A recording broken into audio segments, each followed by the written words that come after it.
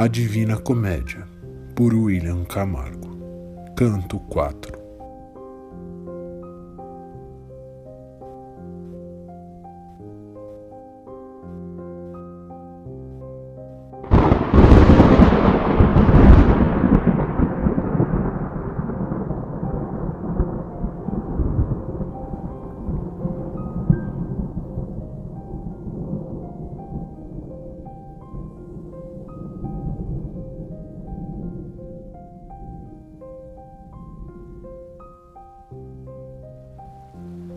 Acordei com o som de um trovão, já nas bordas abissais do fosso infernal, onde ecoam gritos infinitos. Tão escuro e nebuloso que era, por mais que eu tentasse forçar a vista ao fundo, não conseguia discernir coisa alguma. Desçamos ao mundo onde nada se vê, disse Virgílio. Eu irei na frente e tu me seguirás. E fez uma indicação para que eu o seguisse. Ele estava com uma aparência muito pálida, hesitando por um instante. Assim, ele me guiou o primeiro círculo que rodeia o poço abissal. Naquele lugar não ouvi sons de lamentação, somente suspiros. Só havia mágoa. Como não lhe perguntei nada, o poeta resolveu me explicar que os espíritos que ali estavam eram diferentes dos demais. Estes coitados não pecaram, mas não poderão ir ao céu, explicou, pois não foram batizados. Estão aqui as crianças não batizadas e aqueles que viveram antes de Cristo, como eu. Aqui não temos sofrimento, mas também não temos nenhuma esperança. Senti pena dele quando falava e imaginei quanta gente de valor deveria estar suspensa para sempre neste limbo. Não paramos de caminhar enquanto ele me falava, mas continuamos pela selva, digo, a selva de espíritos. Não tínhamos nos afastado muito do ponto onde eu acordei, quando vi um fogo adiante, um hemisfério de luz que iluminava as trevas. Mesmo de longe pude perceber que aquele lugar era habitado por gente honrosa. Vi 4 grandes vultos se aproximarem. Os seus rostos não mostravam tristeza, mas também não mostravam alegria. Virgílio os apresentou. Este é Homero, poeta soberano. O outro é Horácio, o satírico. Ovídio é o terceiro e, por último, Lucano. Quando chegamos até eles, o mestre falou-lhes em particular e depois eles me saudaram, incluindo-me como um sexto ao seu grupo. Prosseguimos então os 6, até finalmente chegarmos ao local de onde emanava a luz. Lá se erguia um nobre castelo de muros altos, cercado por um belo riacho. 7 muros o cercavam. Nós passamos sobre o riacho como se fosse terra dura. Depois 7 portões atravessamos, até chegarmos a um verde prado, onde muitas outras pessoas conversavam. De lá, mudamos para um local mais aberto, luminoso e alto, onde podíamos ter uma visão completa de todos.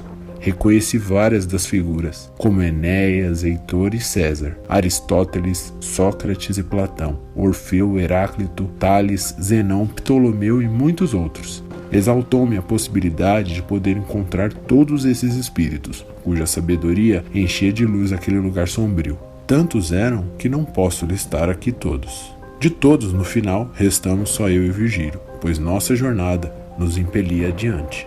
Chegamos então a um lugar onde nada mais reluzia.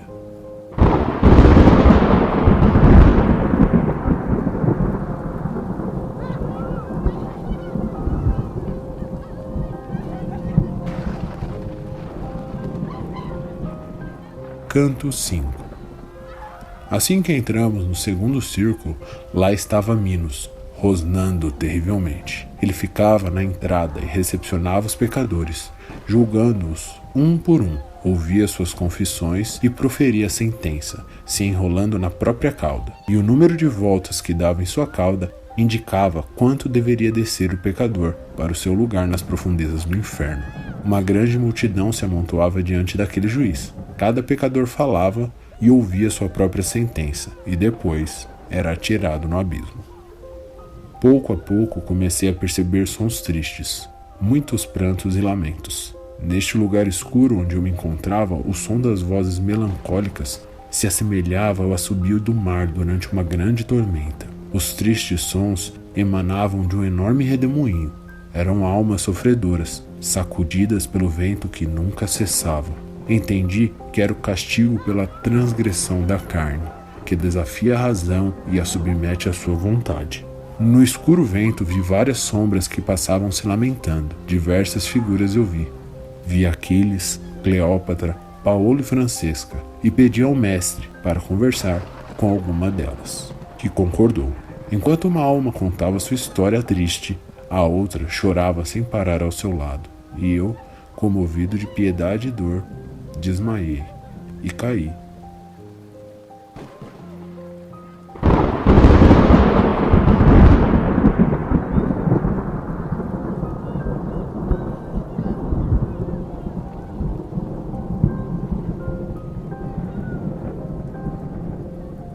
Canto 6. Quando acordei já estava no terceiro círculo, cercado de mais tormentos e mais atormentados que surgiam de todos os lados. Uma chuva gélida, eterna, com neve e granizo, caía sobre a lama podre que as almas encharcavam-se. Cérbero, fera cruel e perversa, latia com suas 3 goelas para as almas submersas na lama.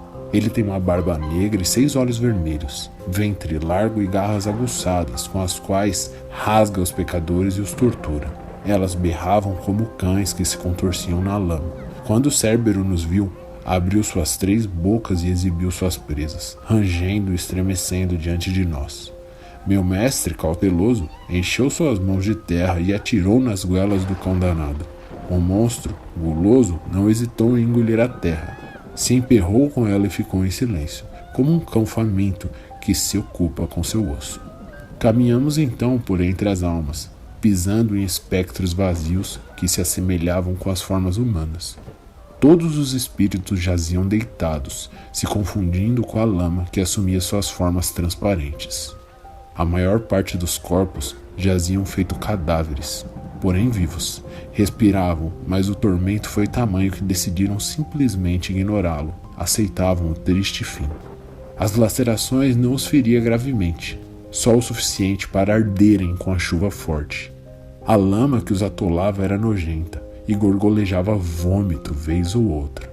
Ao nos aproximarmos da entrada para o quarto círculo, encontramos Pluto, grande inimigo. Personagens e lugares do canto 4, 5 e 6. O limbo, primeiro círculo. É o local onde as almas que não puderam escolher Cristo, mas escolheram a virtude, vivem a vida que imaginaram ter após a morte.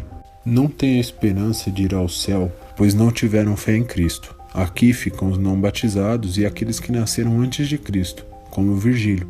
Na mitologia clássica, o limbo não fica no inferno, mas suspenso entre o céu e o mundo dos mortos. Na poesia de Dante, não se tem uma noção precisa de como se chega lá, pois o poeta desmaia no anti-inferno e quando acorda já está no limbo. Homero foi um poeta grego a quem tradicionalmente se atribui a autoria dos poemas épicos Ilíada, que é narrada a queda de Troia, e a Odisseia, que narra o retorno de Ulisses da guerra de Troia e suas viagens. Horácio foi um poeta romano lírico e satírico, autor de várias obras-primas, entre as quais Ars Poética. Ovídio foi o mais popular dos poetas romanos, autor de várias obras, entre as quais Metamorfoses. Lucano foi um poeta romano nascido em Córdoba, forçado a cometer suicídio por Nero, autor da Farsália. Heráclito, filósofo grego que acreditava que o fogo era a fonte de toda a matéria e que o mundo estava em constante mudança. Fundador da metafísica. Cleópatra, rainha do Egito, conhecida por seus casos de amor com Júlio César e Marco Antônio. Minos, na mitologia grega, foi um rei lendário da ilha de Creta, cuja esposa é mãe do Minotauro. Era filho de Zeus com a princesa Europa. Aquiles foi o maior dos guerreiros gregos na mitologia grega. Quando criança, sua mãe o imergiu no rio Estige, tornando-o imortal. Paulo e Francesca eram cunhados adúlteros que foram surpreendidos e mortos pelo marido traído. Cérbero é um cão de 3 cabeças que guarda a entrada do mundo subterrâneo na mitologia grega. Cérbero deixa qualquer um entrar, mas não deixa quem entrou sair. Poucos heróis conseguiram escapar da guarda de Cérbero. Orfeu, que hipnotizou com a lira, e Hércules, que derrotou com as mãos.